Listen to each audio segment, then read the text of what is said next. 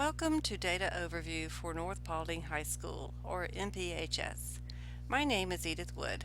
I am the Media Specialist at North Paulding High School and a student at Kennesaw State University, where I am earning my Educational Specialist degree in Instructional Technology. The purpose of this presentation is to examine the national, state, district, and school data in order to determine areas of strength and weakness, to stimulate discussion about their causes, and to devise instructional strategies to improve student learning at NPHS. We will be looking at a variety of testing data from 2011 to 2014. This will include SAT, or Scholastic Aptitude Test, the GHSWT, which is the Georgia High School Writing Test. I may sometimes simply refer to this as the writing test. And last, the EOCT, or End of Course Test Scores. I was only able to obtain disaggregated data for the GHSWT. My first chart shows total scores for the SAT. The SAT tests students in three categories: reading, writing, and math. In this chart, I compare North Paulding High School to the Paulding County School District scores. There are 5 schools in Paulding County, and you can see by the chart that NPHS leads the pack in our county. Overall, all of our high school scores are improving. In this chart, I have broken down the math scores by high schools in our county. NPHS is the blue bars. We lead the county in mathematics, but our trend line shows only a slight upward trend.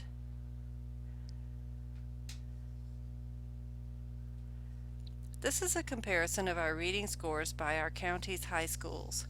Again, we lead the pack, and our trend line is more pronounced here than it was in mathematics. A comparison of our county high school writing scores shows us again in the lead, but we show only marginal growth over 4 years.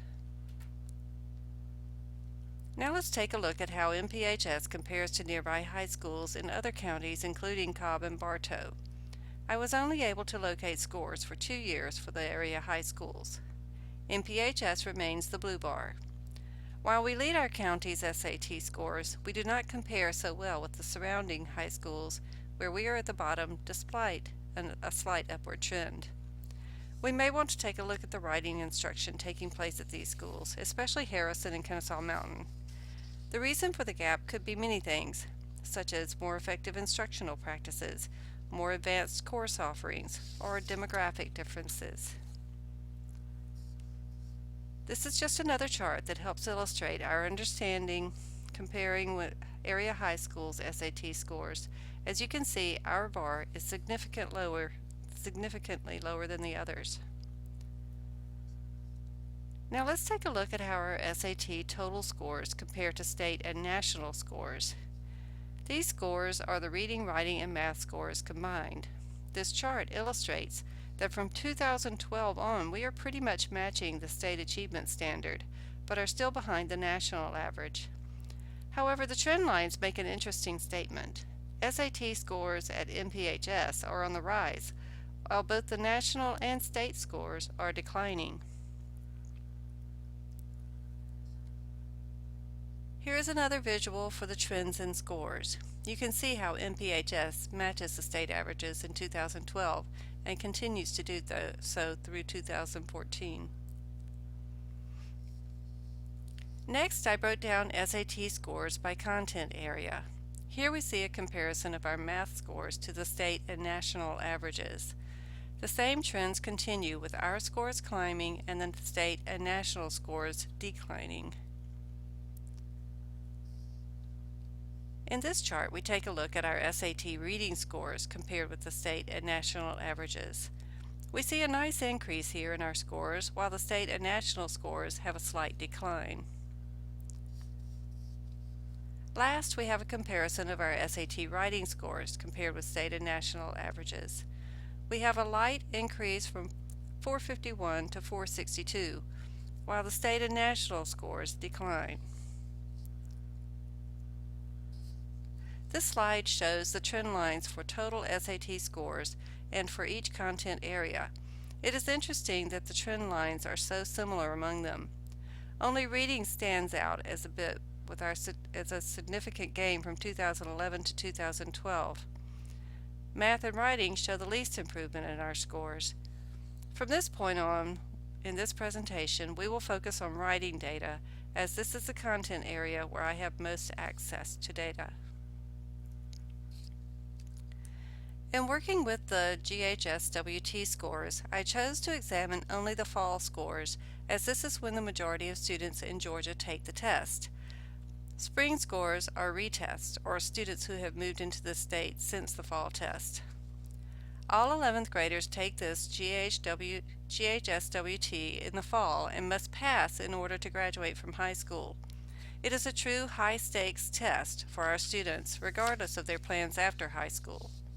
As you can see here, our writing scores are pretty decent, ranging from 94 to 97% passing.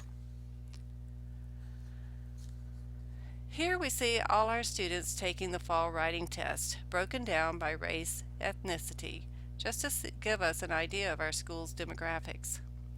The numbers in the bars are the actual number of students in each category. Our population has not changed significantly over the 4 years seen here. Our students are mostly white, with a fair number of blacks and Hispanics, and a slowly growing number of students of mixed or other races or ethnicities. This chart shows the number of students who passed the GHS-WT this year, broken down by race ethnicity. It is very similar to our demographics chart. As I examined the data for this test, I was pleased that I was not able to identify an achievement gap based on race or ethnicity. Each segment has a similar percentage of students who pass and fail the test. This situation becomes very evident in this chart. On the right is the total number of students by race and ethnicity, and on the left is the students meeting proficiency by race and ethnicity. Notice how the colors complement each other, and there's very little difference. For instance, the gray on the right complements the purple on the left. These are our white students who are part of the total population on the right and who meet or exceed on the left. Same with the peach color at the bottom, complements the light blue at the top left. These are our black students who both the total population and the percent meeting proficiency. And then the yellow at the bottom complements the dark green at the top, our Hispanic students. And finally, the lavender at the bottom complements the brown at the top, and these are students who are mixed or other races.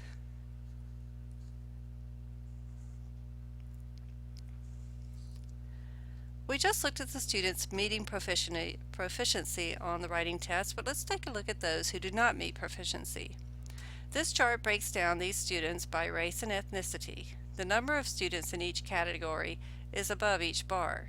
As you can see, the number of students who do not meet is pretty small, ranging from 15 to 39 students. The number of students who do not meet is mostly white, ranging from 60 to 90% of those who do not meet. This trend is in keeping with proportions of our student population, which again shows no evidence of an achievement gap based on race or ethnicity. So let's move on to take a look at our students with disabilities. As you can see from this chart, students with disabilities make up only 5 to 7% of our student population. For 3 years, it has remained at 7%. Here we compare the percentage of our students with disabilities that meet or do not meet proficiency on the writing test. The number tested is at the top of each year and ranges from 17 to 34 students. Of these numbers, the percentage passing ranges from 53 to 76% and shows an upward trend, indicating that we are on our way to closing the achievement gap in our students with disabilities population. Let's move on to see what our EOCT scores say about us. Unlike our position in the SAT, we compare favorably with the area high schools in Cobb and Bartow counties, coming in second only to Harrison High School in 9th grade English scores.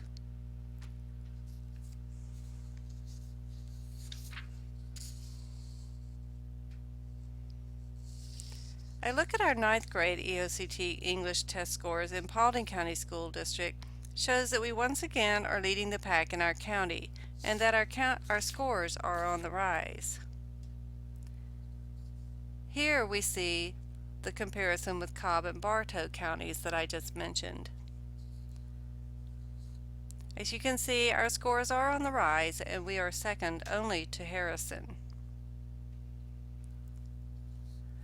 However, when you look at our 11th grade English scores, we are again falling behind our neighbors, coming in last most years, even though our scores do show an upward trend. So what is happening here between 9th and 11th grade?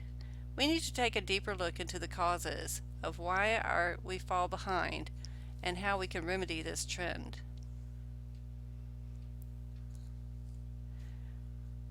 This final chart shows a comparison of the percentages of 9th and 11th graders who meet or exceed proficiency on the EOCT.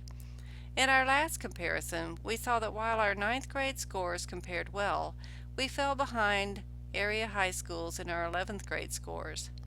However, here we see that the percentage of 11th graders at NPHS meeting or exceeding equals or exceeds the percentage of 9th graders at NPHS who meet or exceed in all but 2014, when there is a significant drop in the percentage of students passing. This drop may be due to a change in faculty in the 10th grade English department in 2013, or perhaps to the maternity leave of one of our 11th grade English teachers in the fall of 2014, or some other factor which may be revealed upon a closer look. In summary, North Paulding High School SAT scores lag behind area high schools, but are gaining on state and national averages. Math and writing show the least improvement. Georgia High School writing test scores reveal population trends and show that there is no evidence of an achievement gap by race and ethnicity, though students with disabilities do score lower than regular education students. There is a gap in the data comparing our GHS-WT scores with county, area, and state scores. Locating and analyzing this data may reveal valuable information. EOCT scores are mixed. Our 9th grade scores compare favorably with county and area high schools, while our 11th grade scores compare favorably with county. They do not compare well with area high schools, even though a higher percentage of our 11th graders pass than our 9th graders. Overall, we see an upward trend in our writing scores, though we do not always compare well with other institutions. As I thought about what could be causing this improvement, I considered our school Writing Across the Curriculum initiative begun 3 years ago. This is one possible cause of the improvement we see, though there may be others. We have had some faculty changes in the English department as well that may be another factor in our scores trending up, or our sudden drop on the GHSW2T in 2014. Our demographics are fairly stable and do not seem likely to have had any effect on scores either way.